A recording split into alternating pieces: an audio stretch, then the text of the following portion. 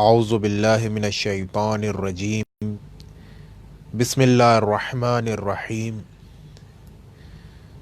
نحمده ونستعینه ونستغفره ونشکره ونتوسل علیہ ونصلی ونسلم علی خیرته فی خلقه حافظ سرہ ومبلغ رسالاته سیدنا و مولانا ابی القاسم محمد اللہم صلی علی محمد ولعنت اللہ علی قوم الظالمین وغاصب حقوقہم ومنکر فضائلہم ومصائبہم. اما بعد فقد قال اللہ تبارک و تعالی فی القرآن الحکیم واصدق الصادقین وقولہ الحق بالحق. بسم اللہ الرحمن الرحیم. قل لا اسألکم علیہ اجرا الا المودۃ فی القربى. ناظرین محترم، ایام عزا کی ابتدا ہو گئی ہے اور ان تمام جو مسائل آج کے دور میں وہ وبا جس کے روبرو ہم لوگ آ گئے ہیں اور جس کی وجہ سے یہ مشکلات جو پیدا ہوئی ہیں کہ جس کی وجہ ہم لوگوں کو ایام عزا میں وہ مراسم وہ مجالس کی جو ایک جگہ جمع ہو کے ادا کیے جاتے تھے، لیکن اس سال انہی مشکلات کی وجہ سے آن لائن برپا کی جا رہی ہیں. لہٰذا عزائے حسینی ہے جو سخت ترین مسائل میں بھی نہ ختم ہو پائی، جو اس قدر ظلم اور ستم کی فضا میں بھی ختم نہ ہو پائی، تو یہ وبا اس عزائے حسینی پہ کیا اثر گزار ہو سکتی ہے. عاشقان امام حسین کوئی بھی لمحہ، کوئی بھی وقت، کوئی بھی ستم، کوئی بھی ظلم برداشت کرنے کو تیار ہیں، مگر عزائے حسینی سے ایک قدم بھی پیچھے ہٹنے کو آمادہ نہیں ہے.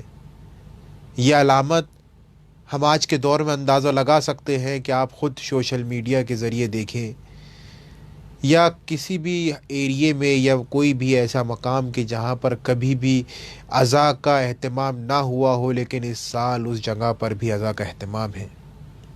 یہ ایک علامت ہے، ایک نشانی ہے اس چیز کے لیے کہ دیکھو یہ جذبہ حسینی ہے، یہ وہ دعا ہے کہ جو رسول خدا صلی اللہ علیہ وآلہ وسلم نے امام حسین کو گود میں لینے کے بعد کہی تھی کہ پروردگار عالم میرے حسین کی طرف لوگوں کے دل کو جذب کر دے. یعنی کیا؟ یعنی اب کوئی ستم کچھ نہیں، اب کوئی مشکل کچھ نہیں، اب کوئی وبا کچھ نہیں، فقط اگر زبان پر اگر چیز ہے تو وہ نام حسین ہے.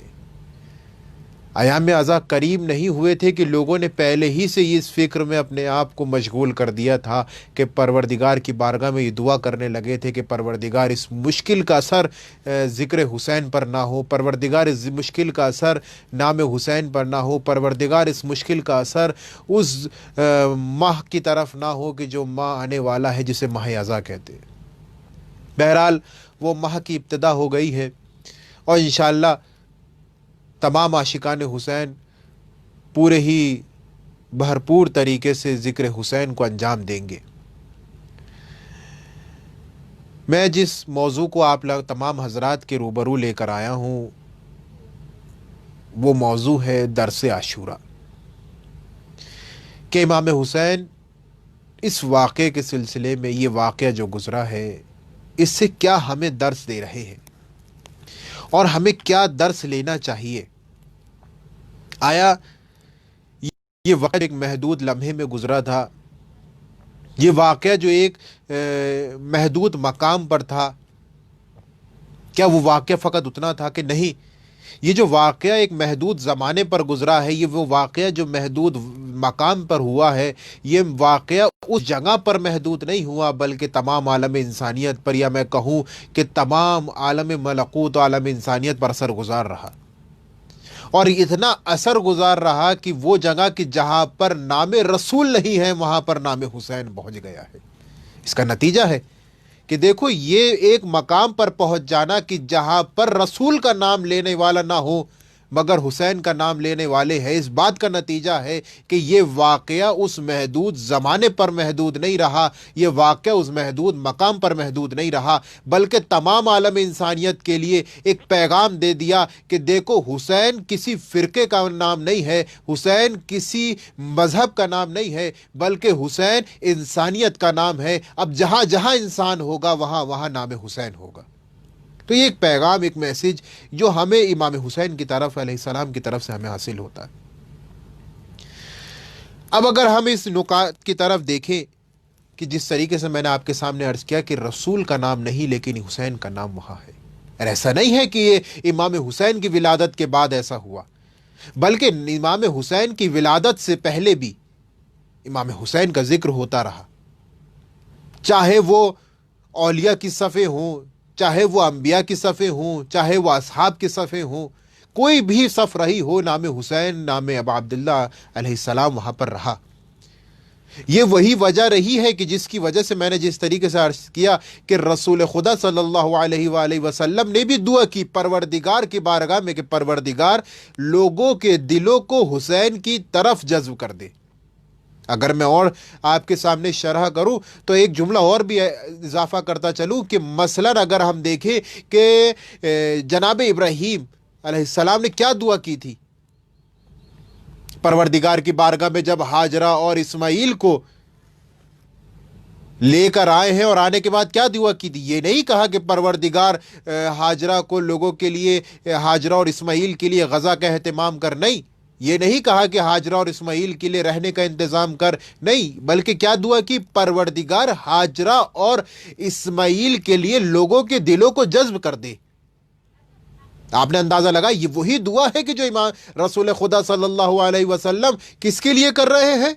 امام حسین کے لیے کر رہے ہیں۔ ابراہیم نے ہاجرہ اور اسماعیل کے لیے یہی دعا کی کہ پروردگار لوگوں کے دلوں کو ہاجرہ اور اسماعیل کے لیے جذب کر دے، یعنی جانتے تھے کہ اگر دل لوگوں کے ہاجرہ اور اسماعیل کی طرف جذب ہو گئے تو کھانا کیا چیز ہے، رہنا کیا چیز ہے، تمام مقامات، تمام سہولتیں، تمام وسائل ان لوگوں کی طرف سے فراہم ہو جائیں گی۔ سب سے اہم نقطہ یہ ہے کہ لوگوں کے دلوں کو ان کی طرف جذب کر دے۔ فیضان محترم، اس سے اندازہ ہمیں لگانا چاہیے، اور یہ نتیجہ بھی، یہ دونوں واقعات بڑے ہی ملتے جلتے ایک درس ہمیں دے رہے ہیں۔ جو میں آپ کے سامنے جو موضوع اپنا ہے کہ درس عاشورہ، یہ ہمیں اس مقام پر لے کر جائیں گے کہ یہ واقعہ اگر ہم ملاتے، مثلا اگر ہم دیکھیں ہاجرہ نے کیا تھا، کہ ہاجرہ نے صفا اور مروہ کے درمیان صحیح کی تھی، پانی کی تلاش کے لیے کی تھی، ہاں تو امام حسین نے بھی ایسا انجام دیا۔ اب اگر ہاجرہ نے کنکڑ مارے تھے شیطان کو، تو ہم بھی کنکڑ کو پتھر مارتے ہیں کس کی طرف؟ شیطان کی طرف۔ تو اذان محترم، یہ بہت ہی ملتا جھلتے واقعات ہیں۔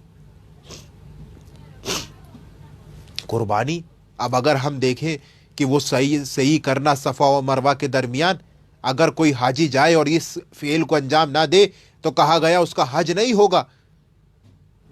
شیطان کو پتھر نہ مارے، کہا حج نہیں ہوگا۔ قربانی نہ دے، کہا حج نہیں ہوگا۔ کیوں؟ کہا اس وجہ سے کہ یہ شعار الہی میں سے ہے، من شعار الہی، یہ شعار الہی میں سے ہے۔ تو پس جو شعار الہی میں سے ہے، اگر اس کو انجام نہ دے تو وہ فعل حساب میں نہیں آئے گا اور حج قبول نہیں ہوگا، یعنی حج کی شکل ہی نہیں ہوگی، وہ فعل جزء حج ہے۔ تو پس اسی طریقے سے اگر میں آپ کے سامنے عرض کروں کہ امام حسین کی طرف جائیں تو کیا امام حسین صفا و مروہ نہیں رکھتے تھے؟ یہ اکثر کہا گیا ہے کہ قتل گاہ اور خیمہ گاہ یہ صفا و مروہ تھے۔ قتل گاہ صفا تھی اور خیمہ گاہ مروہ تھا۔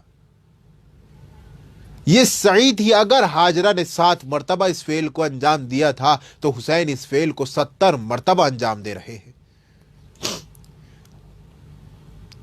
اگر ہاجرہ نے شیطان کی طرف پتھر مارے تھے تو حسین کے روبرو بھی ہزاروں کی تعداد میں شیطان موجود تھے، تو قربانی بھی حسین کی قربانی افضل۔ تو عزیزان محترم ایک مقام، ایک میسج ہمیں دے رہے ہیں، ایک درس ہمیں دے رہے ہیں۔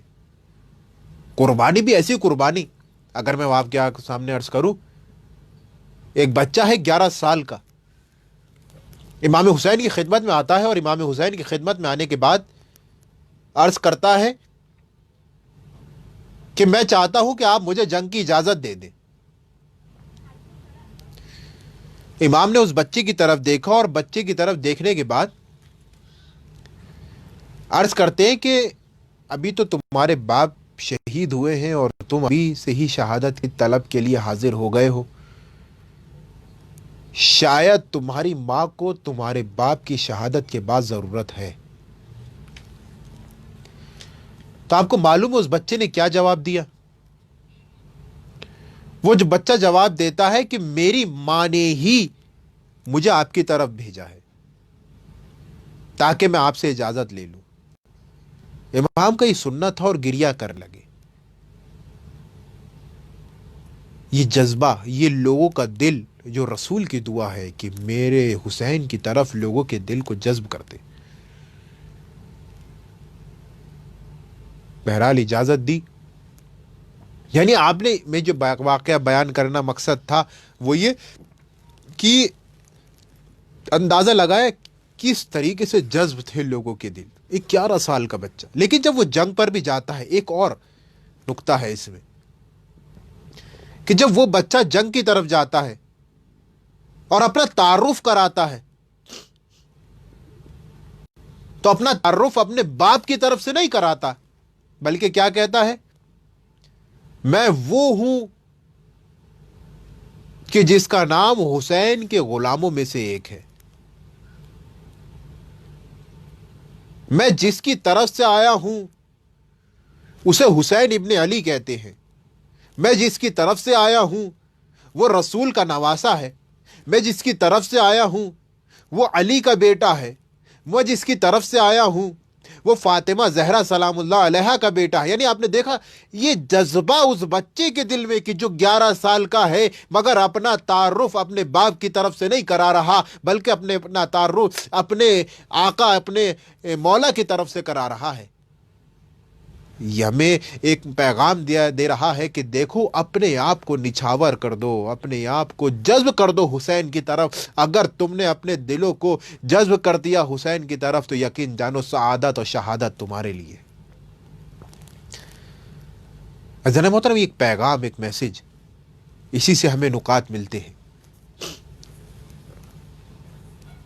امام حسین کی برکت تھی، میں نے جس طریقے سے عرض کیا کہ وہ مقام ایک صفا و مروہ کی طرح تھا، یہ شعار الہی تھا۔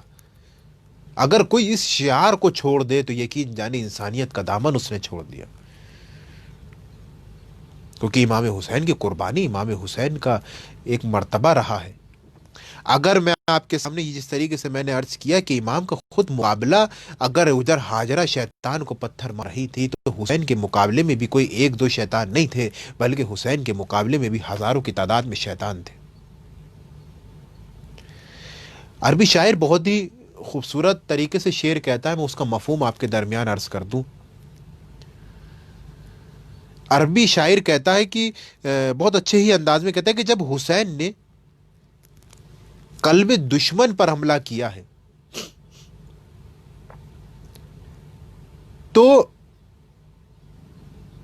2 رخ نظر آ رہے تھے۔ ایک تو یہ تھا کہ روایت موجود ہے کہ اگر جب وہ لوگ لشکر یزید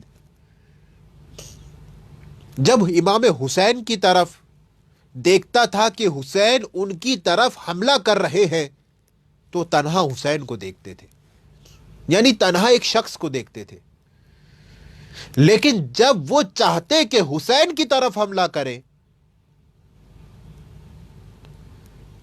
تو ایک جملہ عرض کرتے، کہتے ہیں کہ جب وہ چاہتے تھے کہ حسین کی طرف حملہ کریں تو کہتے تھے کل عضو منہ جندہ، یعنی کیا؟ یعنی یہ کہ جب بھی وہ چاہتے کہ وہ حسین کی طرف حملہ کرے تو حسین کا ہر ایک عضو ایک سپاہ کی اور ایک لشکر کی طرح نظر آتا تھا۔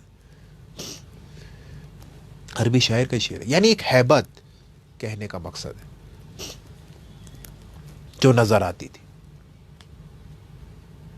ایک پیغام ہمیں دے رہا ہے کہ دیکھو حسین کی طرف جذب ہو جاؤ، اگر تم حسین کی طرف جذب ہو گئے تو یقین جانو تمہارے، جس طریقے سے میں نے عرض کیا کہ سعادت ہو یا شہادت ہو، وہ تمہیں توقع کرنے کی ضرورت نہیں ہے، بلکہ سعادت و شہادت تمہاری طرف آئے گی۔ تو عزیزان محترم، یہ ہم نے اندازہ لگایا امام حسین کا رجم، امام حسین کا لشکر کے ساتھ جنگ کرنا، وہ بچہ کہ جو 11 سال کا تھا اس کا دل امام حسین کی طرف جذب ہونا، یہ تمام چیزیں ہمیں ایک درس دے رہی ہیں۔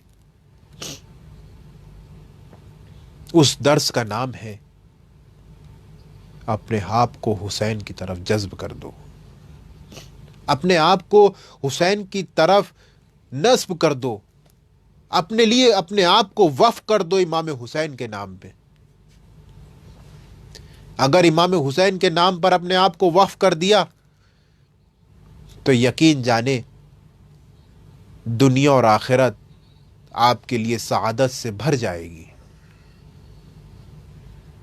یہ ایام عزا واقعاً یہ ہمارے لیے ایک رحمت الہی میں سے، ایک نعمت الہی میں سے ہے کہ انسان اپنے آپ کو، چاہے کوئی بھی معاملات ہو، چاہے کوئی بھی مشکلات ہو، چاہے کوئی بھی بیماری ہو، چاہے کوئی بھی اگر کوئی تصور بھی کر لے مشکل کا، وہ بھی مشکل اگر آپ کے پاس ہے، لیکن جہاں یہ دن نزدیک آتے رہتے ہیں اور جہاں یہ وقت نزدیک آتا رہتا ہے اور ہر دل پر ایک ہی اثر ہوتا ہے کہ امام حسین کی آمد ہو رہی ہے، چاند رات آنے والی ہے، ایک محرم آنے والی ہے، مثلا ایک دل انسان کا قدرتی طور پر اس ایام کے لیے، اس وقت کے لیے معین اور مشخص ہونے لگتا ہے۔ انسان مہینوں پہلے اپنے پروگرام کو کرنے لگتا ہے، کیوں؟ اس وجہ سے تاکہ امام حسین کی طرف جذب ہو سکے۔ یہ دعا تھی جو رسول نے کی تھی امام حسین کے لیے۔ پھر ارشاد ہوتا ہے کہ مثلا امام حسین نے بہرحال اس بچے کو اجازت دی اور وہ بچہ جنگ کے لیے جاتا ہے اور شہید ہو جاتا ہے۔ اور اکثر مقامات پر اکثر روایتیں ہمیں نظر آئیں گی کہ مثلا کیا مقام، کیا فضیلت، کیا رتبہ رہا ہے شہدائے کربلا کا۔ انشاءاللہ وہ آگے کی تقاریر میں عرض کروں گا، اور ان تمام درس کو بھی بیان کرنا مقصد ہے اس پورے عشرے میں کہ کیا کیا درس ہمیں اس ایام سے مل رہے ہیں۔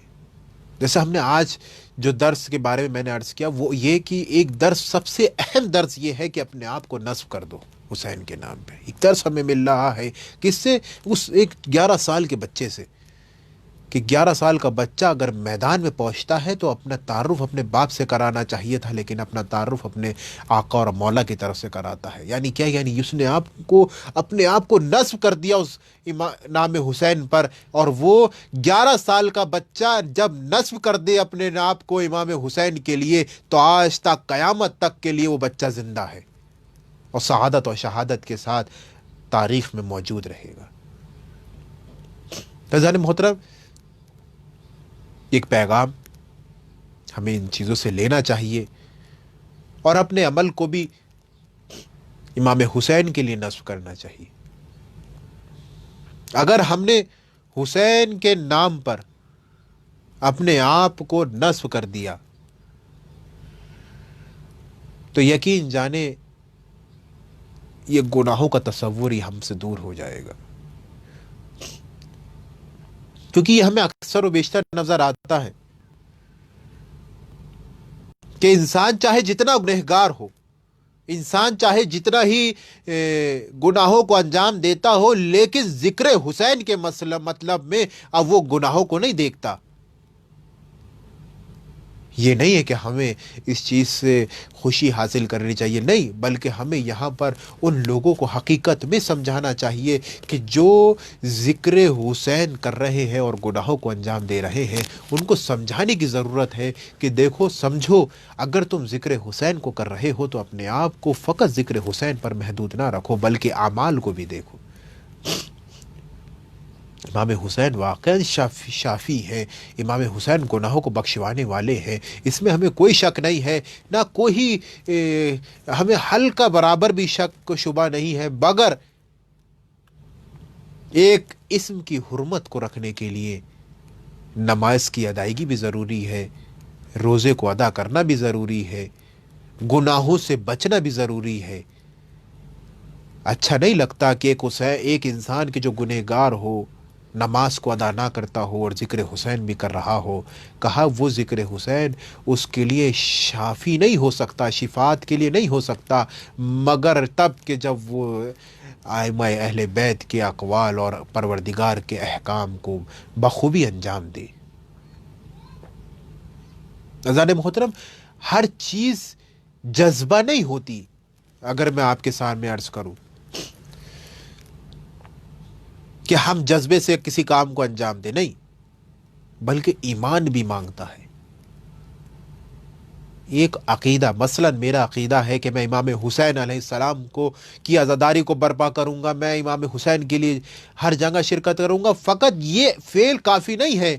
جب تک آپ کا ایمان بھی قوی نہ ہو، آپ کا ایمان بھی مضبوط نہ ہو، کیونکہ اگر ایمان مضبوط نہیں ہے، آپ کا ایمان نہیں ہے، فقط دکھانے کے لیے، یہاں پہ دکھاوا نہیں چلتا، یہ بارگاہ وہ ہے کہ جہاں اگر دکھاوا کیا تو یقین جانے وہ دکھاوا پروردگار کی بارگاہ میں کسی کام کا نہیں ہے۔ تو پس اگر ہم یہ چاہ رہے ہیں کہ اگر ہم ذکر حسین کر رہے ہیں یا جلوسوں میں شرکت کر رہے ہیں یا مجالس کو برپا کر رہے ہیں، تو ایمان اور دل کی آمادگی بھی بہت ضروری ہے، کہ اگر دل کی آمادگی نہیں ہے اور ظاہری فقط دکھانے کے لیے اس فعل کو انجام دے رہے ہیں، تو یقین جانی یہ فعل کسی کام کا نہیں ہے۔ اگر میں آپ واقعہ عرض کروں، کیونکہ بحث آ گئی ہے، کہ ایک شخص رسول کے زمانے میں، کہ جب جنگ احد ہوئی اور جنگ بدر کا وقت آیا، تو اس جنگ میں ایک شخص تھا، اور جب وہ قافلہ جب مدینے سے روانہ ہو گیا تو بہت ہی بہادر شخص کہلایا جاتا تھا مدینے کا، تو اکثر عورتوں نے اور مردوں نے اس کی طرف طعنہ مارنا شروع کیا کہ تو بہت ہی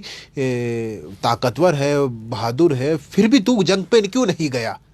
مسلمان نہیں تھا وہ، اسلام قبول نہیں کیا تھا، لیکن جیسے ہی لوگوں نے تانے مارنے شروع کیے، لوگوں نے چیمگوئیاں کرنی شروع کی کہ بھئی اتنا بہادر ہے، اتنا شجاع ہے، مگر یہ گیا کیوں نہیں؟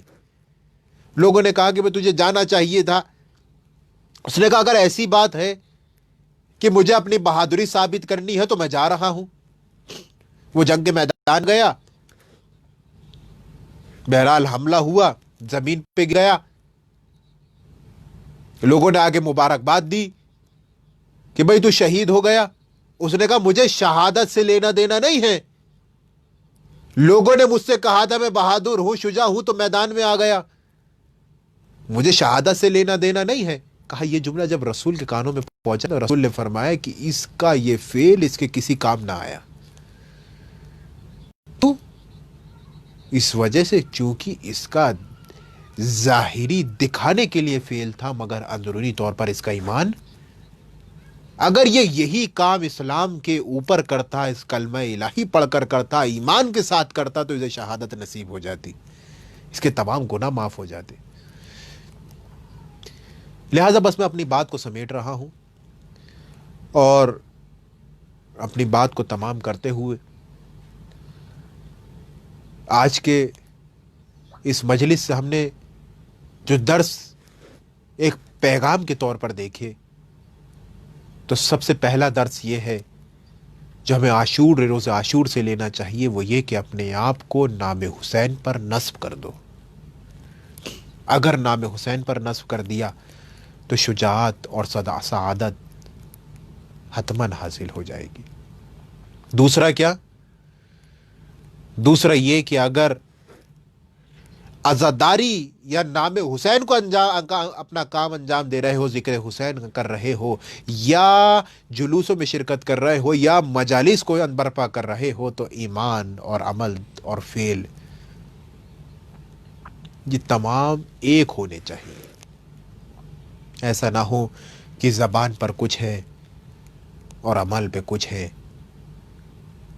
تو یہ مومن کی علامت نہیں ہے، منافق کی علامت ہے۔ اور منافق پر ہمیشہ سے ہی لعنتیں رہی ہیں، چاہے وہ خدا کی طرف سے ہو، چاہے ائمہ معصومین کی طرف سے ہو۔ بس میں نے اپنی بات کو تمام کیا۔ اس چیز کا بھی اندازہ آپ کو ہے کہ امام حسین ایک ہدف کے ساتھ، ایک ٹارگٹ کے ساتھ امام نے خروج کیا تھا، امام ہجرت کی تھی۔ اور یہ جو پہلی محرم بھی ہے آج، تو آج امام ابھی کربلا نہیں پہنچے ہیں، بلکہ ابھی سفر میں ہے۔ امام کا سفر 28 رجب کو شروع ہوا تھا، امام ابھی بھی سفر میں ہے۔ روایتوں میں موجود ہے کہ 2 محرم کو امام کربلا میں وارد ہوئے تھے۔ لیکن اگر میں وہ ایک مختصر سا واقعہ عرض کروں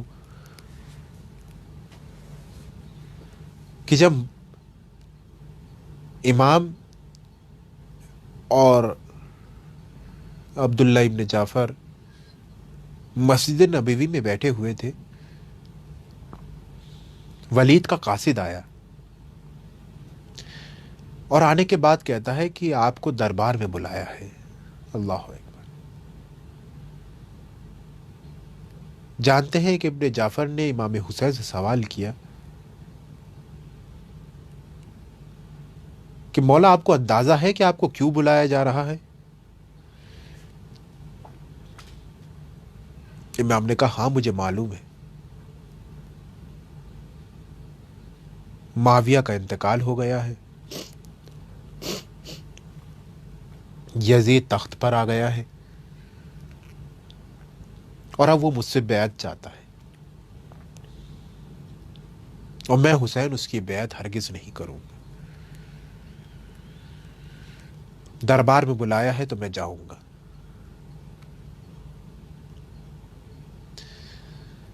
اللہ اکبر۔ یہ ایک ہمارے لیے ایک پیغام ہے کہ وہ امام حسین کے جب یہ خط ہاتھ میں آیا ہے، امام کو سارا واقعہ پتہ چل گیا ہوگا، وہ تمام باتیں کہ جو رسول خدا صلی اللہ علیہ وآلہ وسلم سے سنی تھی، وہ تمام باتیں نظر آنے لگی ہوں گی۔ امام نکلے اور نکلنے کے بعد سب سے پہلے بنی ہاشم سے مخاطب ہوئے کہ بنی ہاشم، مجھے دربار میں بلایا ہے بیعت کے لیے، آؤ چلو۔ سب نے اپنی تلواروں کو لیا اور دربار ولید کی طرف پہنچے۔ امام نے ایک جملہ اور کہا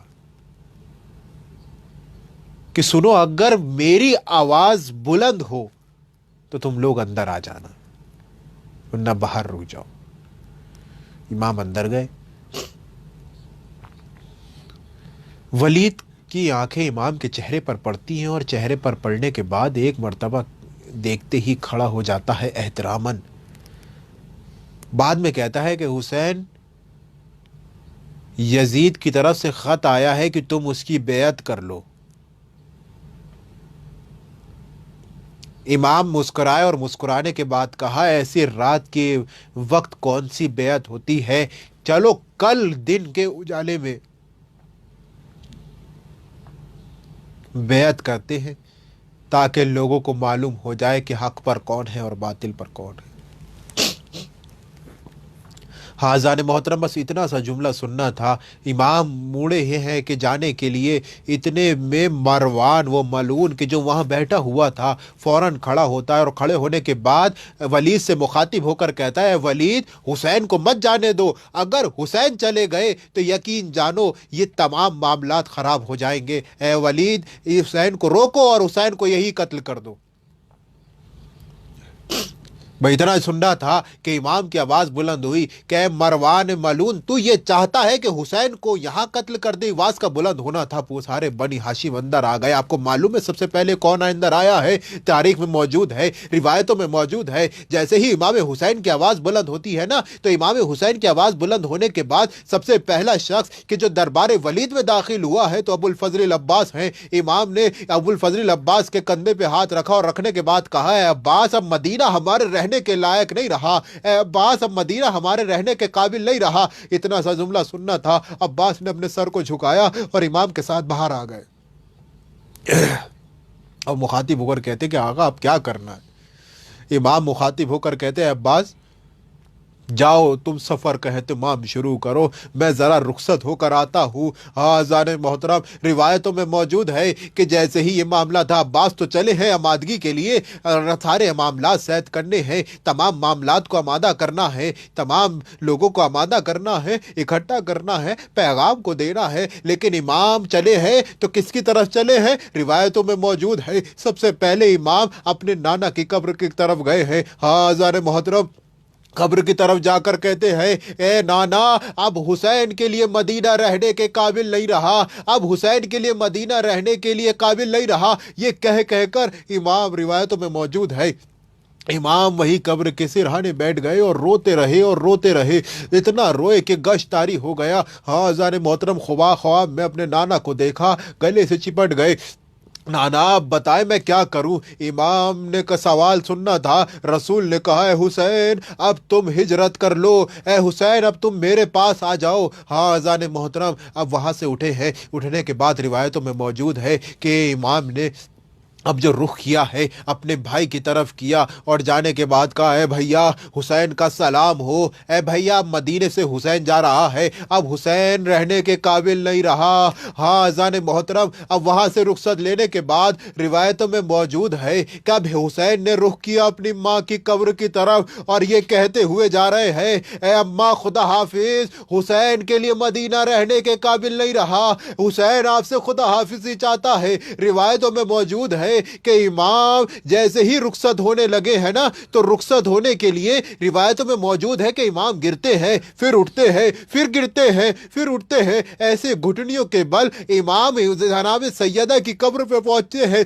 अम्मा से मुखातिब होकर कहते हैं, अम्मा खुदा हाफिज है, अम्मा मैं जा रहा हूँ, अम्मा मुझे खुदा हाफिजी दे, अम्मा मेरा आखिरी सलाम कबूल करे। हाँ रिवायतों में मौजूद है जरूर कब्र से आवाज आई होगी, ए हुसैन फिक्र मत करो, अगर तुम मदीने से जा रहे हो तो तेरी माँ भी तेरे पीछे पीछे आएगी। हाँ यही तो वजह रही है कि रोज़े आशूरा कि जब हुसैन ज़मीन करबला पर आए हैं तो ज़मीन करबला पर हुसैन की माँ सैयदा मौजूद है और आगोश को फैलाई हुई है कि लोगों हुसैन पर सितम ना करो, इसकी माँ यहाँ मौजूद है।